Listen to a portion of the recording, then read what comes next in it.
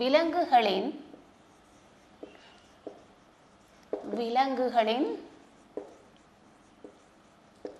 சிறப்பு புலன் உணர்வு.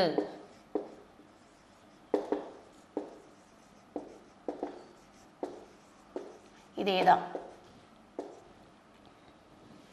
விலங்குகளின் சிறப்பு புலன் உணர்வுகள்னு பார்க்கும்போது என்னென்ன ஆர்கன்ஸ், என்னென்ன அது மூலமாக எப்படிலாம் அதோடைய உணர்வுகள் அதிகபட்சமாக இருக்குன்றதை இப்போ நம்ம பார்க்கலாம். முதல்ல பாருங்கள், இந்த படத்தில் நிறைய விலங்குகள் இருக்குது, பறவைகள் இருக்குது, மிருகங்கள்லாம் இருக்குது இல்லையா? அதை பற்றி தான் நம்ம கேட்குறாங்க. பாருங்கள், ஒரு சின்ன கேள்வி. படத்தில் உள்ள விலங்குகளின் பெயர்களை எழுதுங்கள். என்னென்னலாம் நீங்கள் எழுதணும், நான் சொல்கிறேன், எழுதிட்டே வாங்க. பாருங்கள், என்னென்ன இருக்குது? யானை,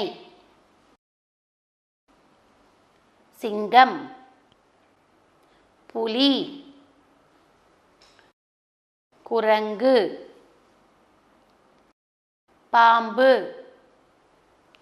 முயல், மான்.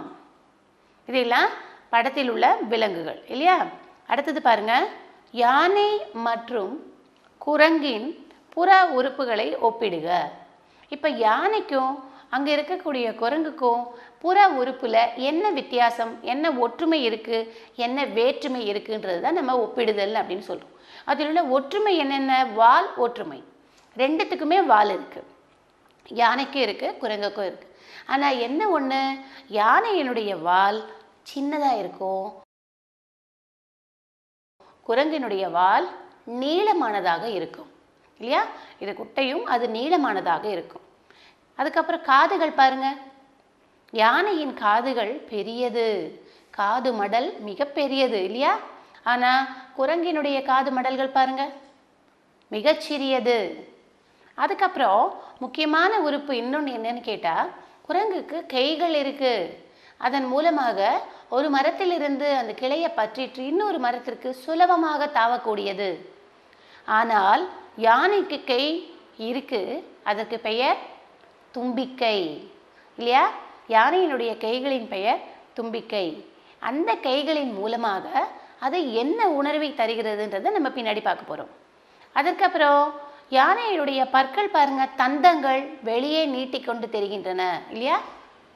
ஆனால் குரங்குக்கு தந்தங்கள் கிடையாது, வாய்க்கு உள்ளே தான் அதனுடைய பற்கள் இருக்கின்றன. அப்புறம் யானை தரையிலே இருக்கக்கூடிய ஒரு விலங்கு, மிகப்பெரிய விலங்கு. ஆனால் குரங்கு தரையில் இருக்காம மரத்துக்கு மரம் தாவக்கூடியது, மிக சிறிய விலங்கு. இதுதான் இதனுடைய ஒப்பீடுன்னு சொல்கிறோம். அடுத்தது, சிங்கத்தை பற்றி உங்களுக்கு தெரிந்தவற்றை எழுதுங்கள். சிங்கம் சொல்லும் போதே நமக்கு என்ன ஞாபகத்துக்கு வரும் அப்படின்னு பார்த்தா, சிங்கம் சொன்னால் காட்டு விலங்குகளின் அரசன் அப்படின்னு சொல்லுவாங்க. ராஜா, காட்டு ராஜான்னு சொல்கிறோம் இல்லையா?